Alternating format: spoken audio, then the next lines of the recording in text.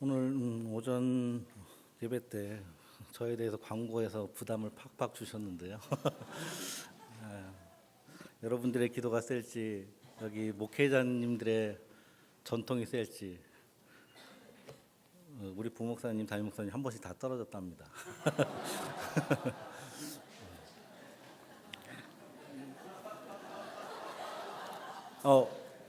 이제 이해하시는 분도 계시네요. 네, 괜찮습니다. 그래서 떨어져도 큰 부담 없이 떨어지겠습니다.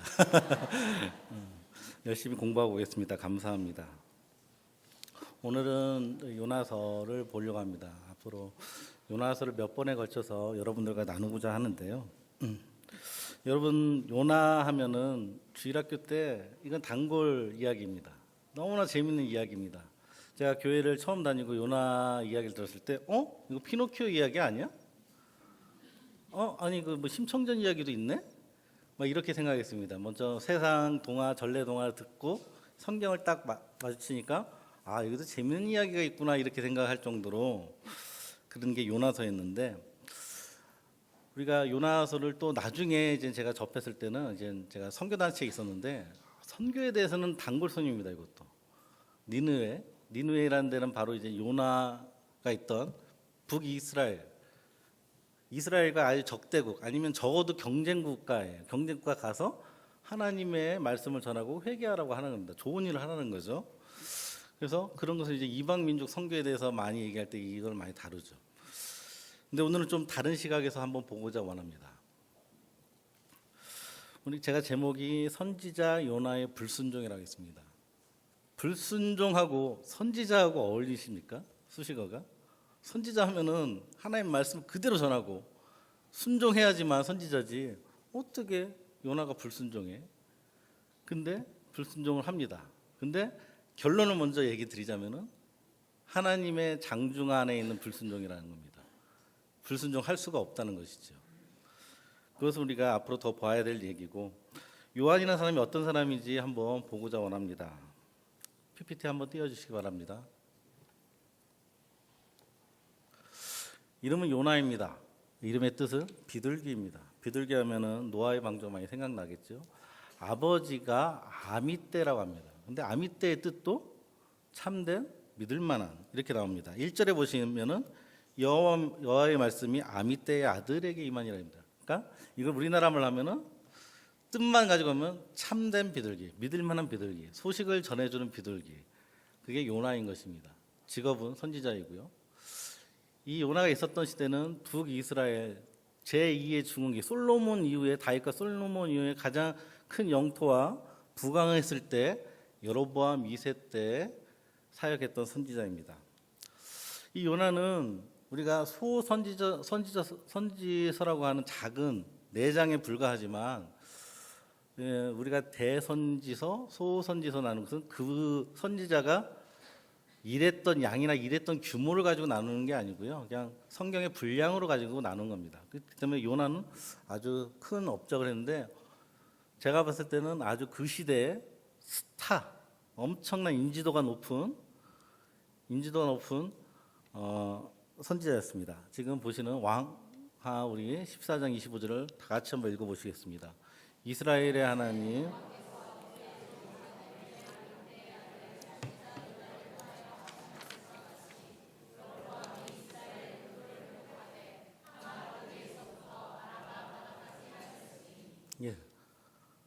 요나가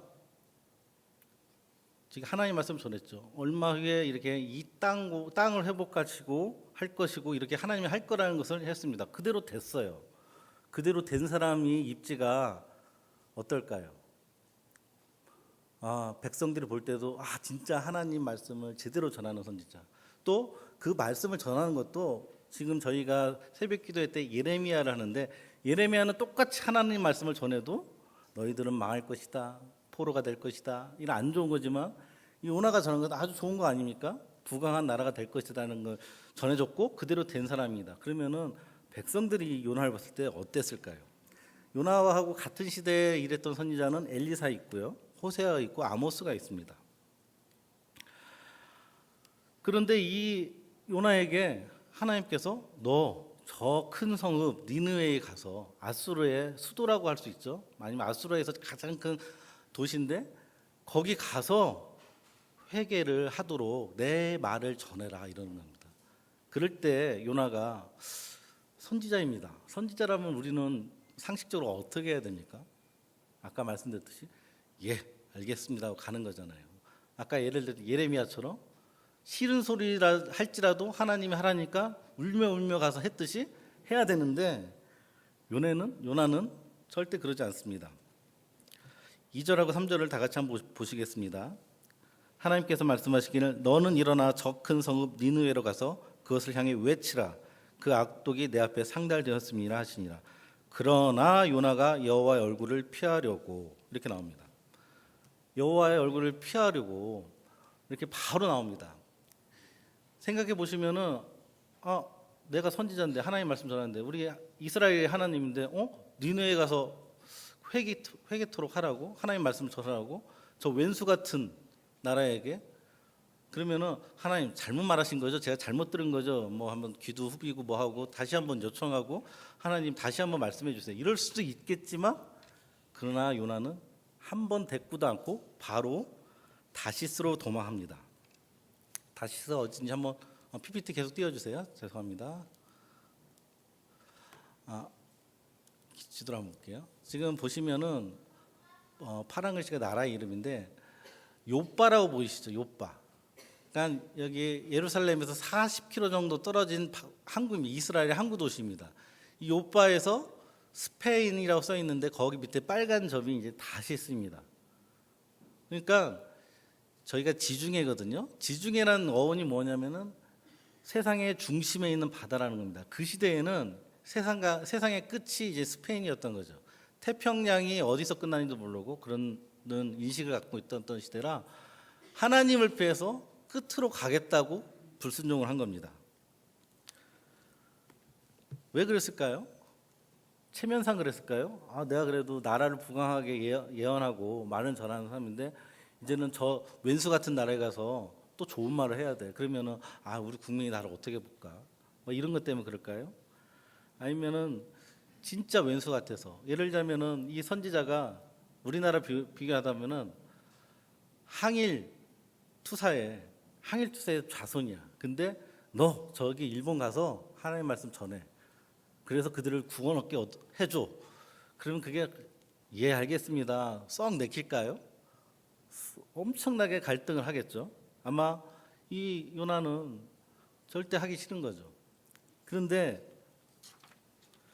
이 요나는 이렇게 불순종한 이야기가 이 초반부에도 나오지만은 뒤에도 계속 나옵니다.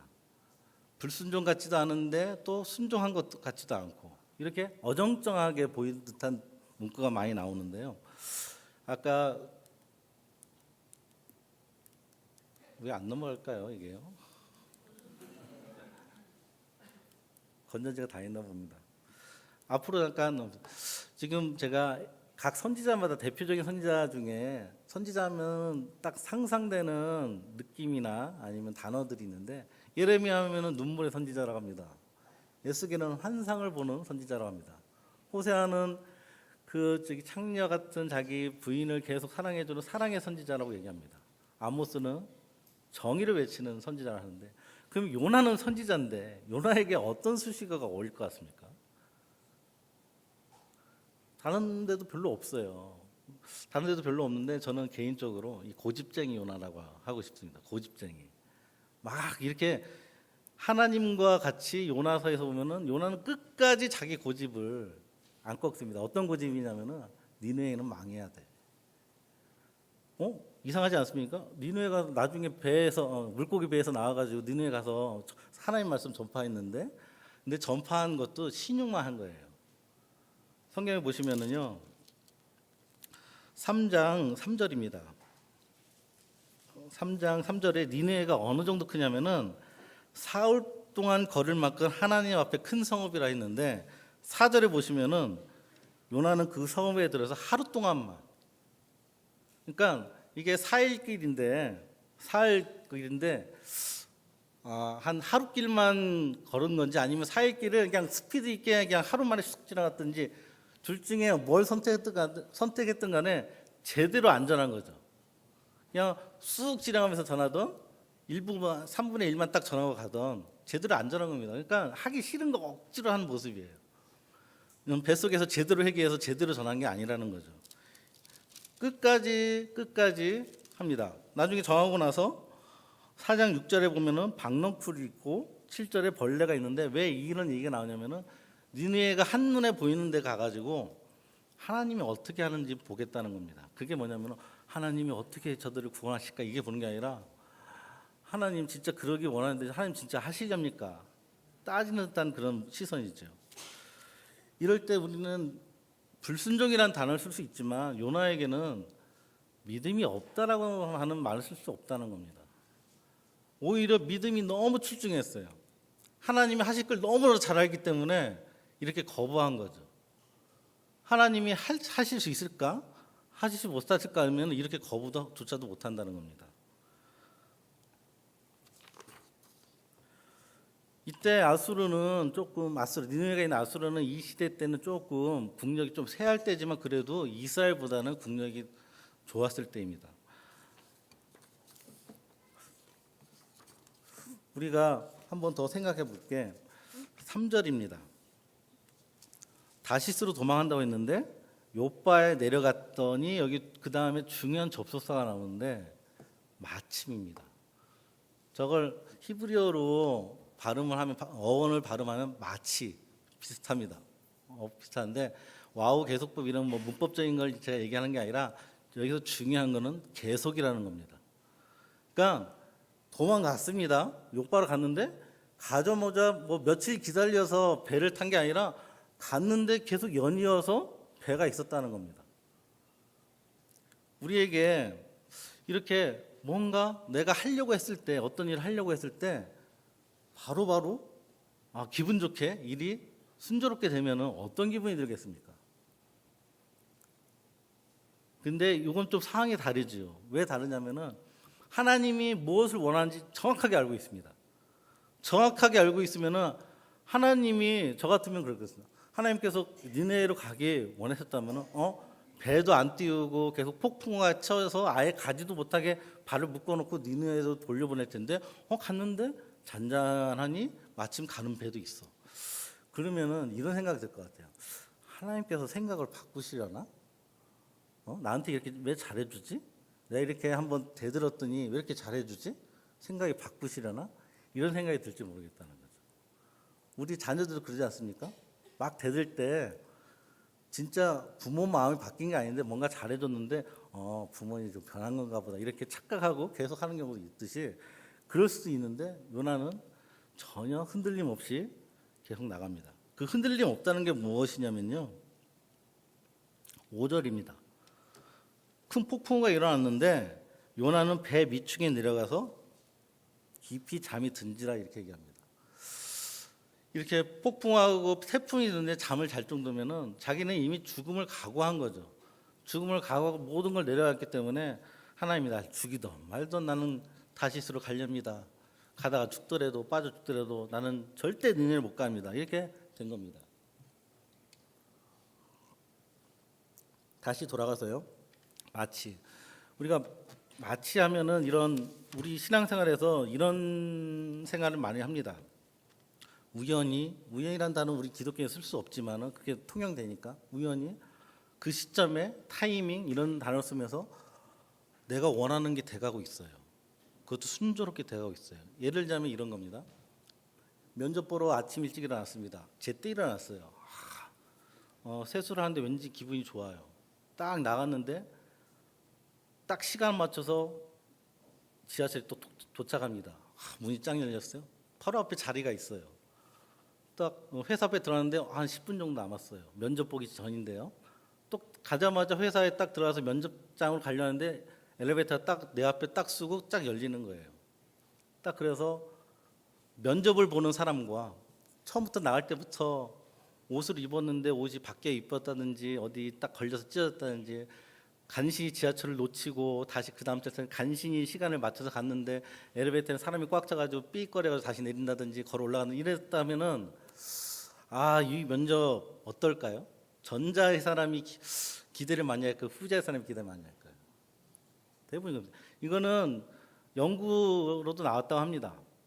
이렇게 전자인 사람들이 더 합격률이 높답니다. 왜냐하면 기분이 너무 좋으니까 당당하게 얘기하고 뭔가 될 것 같다는 생각이 들어서 면접을 아주 잘 본답니다. 근데 후자인 사람은 아유 요번에도 안 될까 보다 그러면서 이렇게 쭈삣쭈삣하고 소극적으로 돼가지고 면접을 잘 못 본다는 거죠.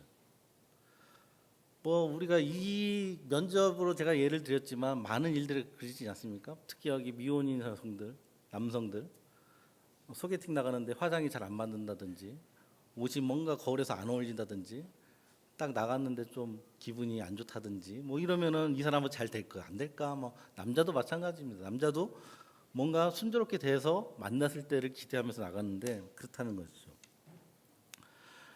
우리에게 신앙생활에 외적인 어떤 이건 알림과 사인을 요구할 때가 많다라는 것입니다. 이상하게 일반 사람도 그렇지만 신앙인도 그렇다는 거예요.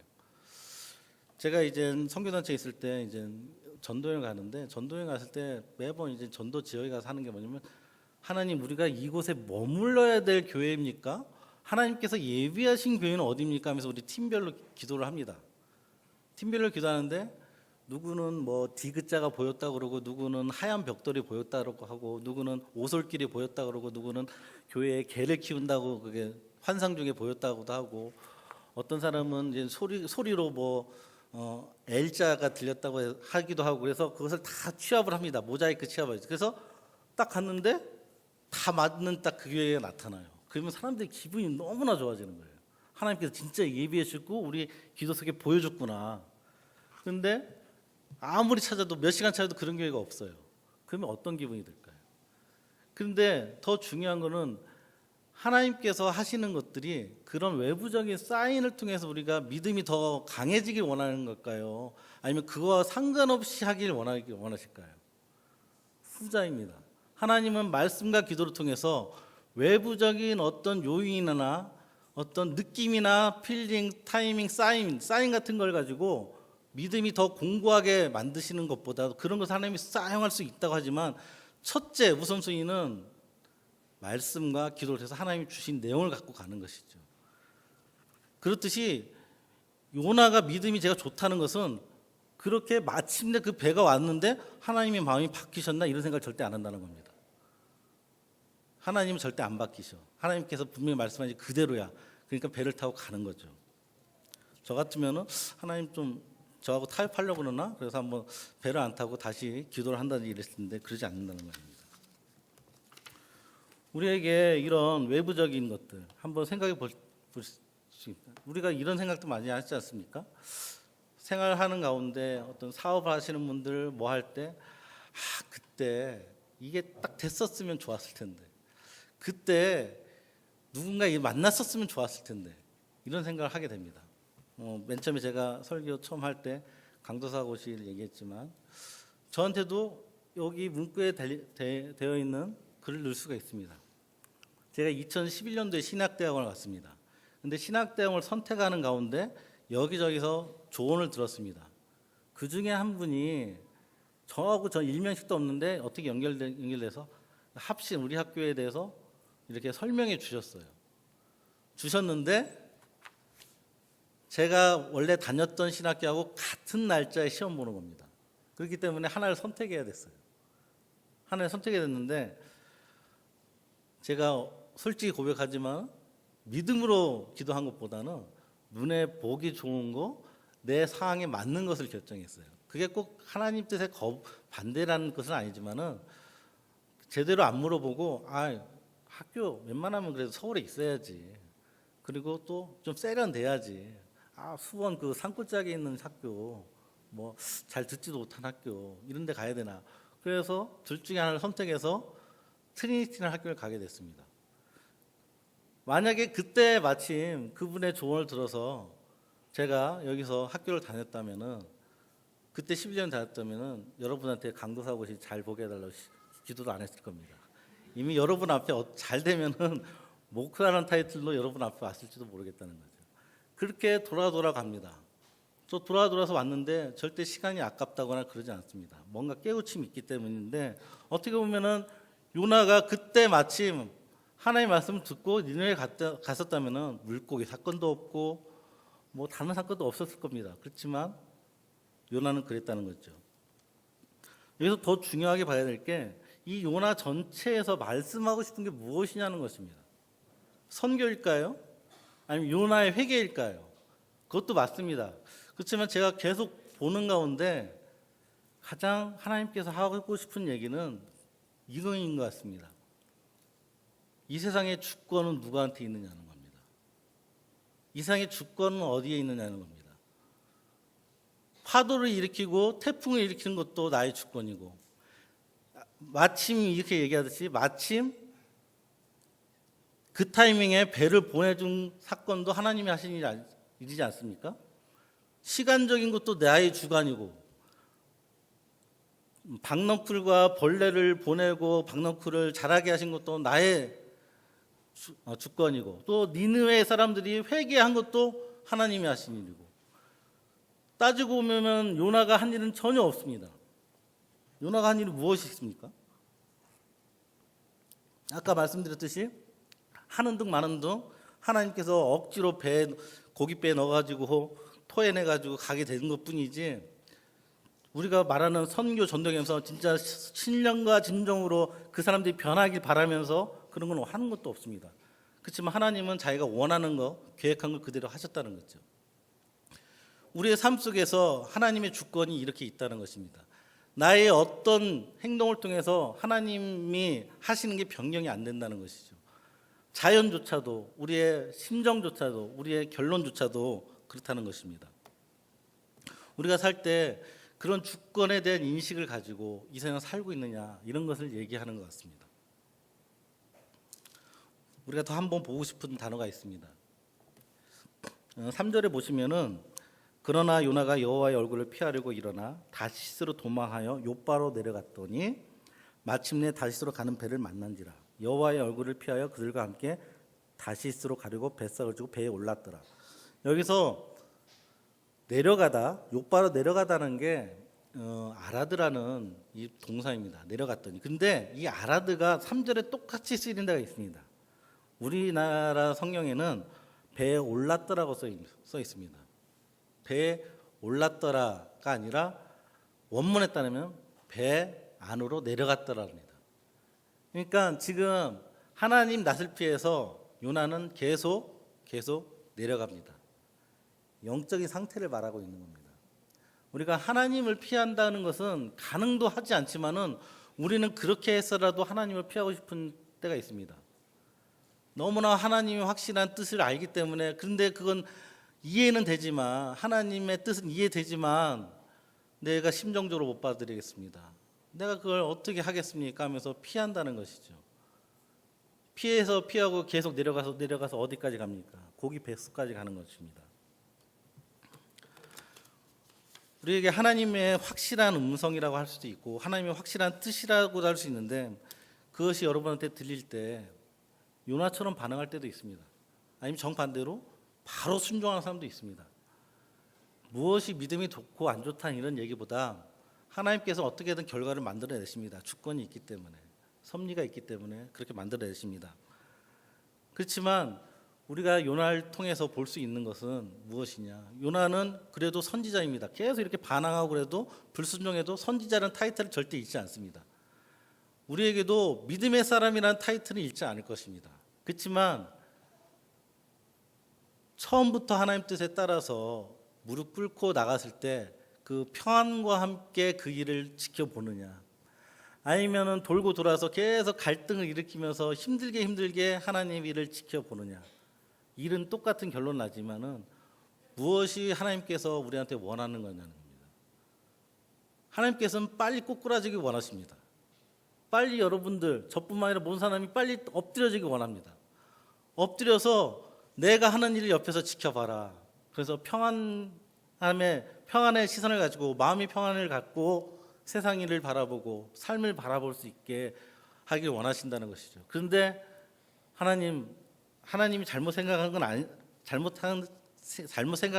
아닌 건 아는데 내가 못 받아들이겠어요. 내 기분이 너무 상해요. 내 자존심이 너무 상해요. 남 체면도 있어요. 그런 불순종이 우리한테 있지 않느냐 한번 돌아보시기 바라겠습니다. 우리가 요나처럼 대자가 아닙니다. 요나조차도 하나님의 장중에 있기 때문에 우리도 하나님 장중에 있습니다. 끝끝내 하나님께서는 나뿐만 아니라 우리 성도들 통해서 하실 일을 분명히 하실 것입니다. 다만 우리가 그걸 모를 뿐입니다. 분명히 하십니다. 우리는 그 과정을 모를 뿐인데 너무나 큰 욕심이 있어서 그 과정조차도 알고자 하는 욕심이 있다는 겁니다. 그것 때문에 아까 말씀드렸던 마침 이런 단어처럼 우리에게 순간순간에 하나님의 사인을 요구하는 겁니다. 하나님의 사인을 요구해서 하나님 내가 뭘 하게 합니까? 그게 어떻게 보면 겸손의 모습일 수 있는데 다른 한면을 보면은 꼬치꼬치 하나님 것을 하나님께서 알려주기 바라는 것이죠. 하나님을 전적으로 믿는다면 한번 속는 셈 치고 살 수 있는 것 아닙니까? 그렇지만 속지 않고 살아가는 게 현대인의 미덕이라고 하지 않습니까? 우리도 하나님께 속는 셈 치고 진짜로는 속는 게 절대 아니죠. 절대 아닌데 우리 그렇게 편안하게 신앙생활 할 수 있지 않겠습니까? 그렇지만 요나는 끝까지 돌이키지 않습니다. 한번 그 내용을 한번 보시겠습니다. 4장 1절입니다. 1절과 3절, 2절은 빼놓고 1절과 3절을 한번 보시겠습니다. 다 같이 읽겠습니다. 요나가 매우 싫어하고 성내며 여호와여 원하건대 이제 내 생명을 거두어 가소서 사는 것보다 죽은 것이 내게 나음이다 하니. 이럴 정도의 여러분들 관계가 되어 있습니까? 날 죽여 이러는 건데 진짜 하나님이 죽이실 거라 생각해서 이렇게 기도했을까요? 이 반어적인 표현일 수도 있겠는데 너무나 하나님하고 관계가 요나는 깊었던 것 같습니다. 이렇게 말해도 하나님은 절대 자기를 끌어내거나 벌하지 않을 걸 알기 때문에 날 죽이시더라도 난 기분 나쁩니다. 이렇게 대들 수 있는 관계가 되지 않았나 봅니다. 계속 우리가 부모와 자녀의 관계를 얘기하는데 부모와 자녀가 확실한 관계, 전혀 끊을 수 없는 신뢰의 관계가 있기 때문에 이런 극한 소리도 나올 수 있습니다. 극한 소리가 안 나오고 항상 좋은 소리만 하는 부자 간의 부녀 간의 관계가 있겠습니까? 이렇게 요나는 확실한 믿음이 있었고 확실한 관계 속에 있었기 때문에 우리가 볼 때는 불순종의 모습 같지만 하나님과의 관계는 절대 끊지 않았다는 겁니다. 하나님이 말씀하실 때 듣지 않으려고 하지도 않고 낯을 피한다고 했지만은 하나님이 가라고 하니까 가고 또 못 이긴 척 하더라도 전하고 못 이긴 척 하더라도 회개를 하듯이 이렇게 신앙생활 한다 할지라도 하나님께서는 절대 우리를 놓지 않으실 거라는 겁니다. 하나님의 그 주권 속에 우리는 있다는 것을 얼마나 큰 행복이고 얼마나 큰 안정감입니까? 내가 잘못하면 하나님이 끊어내시고 내가 잘하면 하나님께서 더 이렇게 가까이 해주시고 상 더 주시고 이런 개념으로 우리가 신앙생활을 한다면은 얼마나 불안합니까? 그렇지 않고 우리에게 너는 절대 나에게 끊어지지 않겠다는 확실한 확증을 해주셨기 때문에 오히려 우리 그 확증 안에서 나태해질 수 있고 어떻게 보면은 불순종하는 모습처럼 보일 수 있습니다. 그렇지만 하나님께서는 이 모든 것을 봤을 때 우리 생애 끝날 때 순종의 모습으로 마치게 하실 것입니다. 하나님께서 요나를 처음 보실 때 요나 1장에 나와 있는 불순종의 모습이지만 마지막의 모습은 요나가 순종했습니다. 싫던 좋던 어거지던 간에 순종했습니다. 우리의 인생도 그럴 수 있습니다. 지금 한순간을 보면은 내가 하나님께 불순종한 것 같을지 몰라도 하나님께서는 어떤 환경을 주실지 모르겠지만 내가 선택한 백성은 내가 선택한 성도는 끝끝내 순종하게 만들 것이라는 믿음을 가지고 사시기 바라겠습니다. 우리는 그런 믿음 속에 사는 것이 진정한 평안이고 이 세상을 살아가는데 큰 용기일 것입니다. 우리가 그런 마음을 가지고 사시고 우리가 불순종의 마음이 있다면은 마지막으로 제가 말씀드릴 거는 그냥 웬만하면은 빨리 무릎 꿇으십시오. 웬만하면은 대들지 마시고 무릎 꿇어서 하나님과 기분 좋게 어울리면서 동행하시면서 사는 게 우리의 앞날 신앙생활에 큰 복이 될 것이라고 믿습니다. 기도하시겠습니다. 하나님 아버지 우리에게 요나를 통해서 많은 메시지를 주십니다.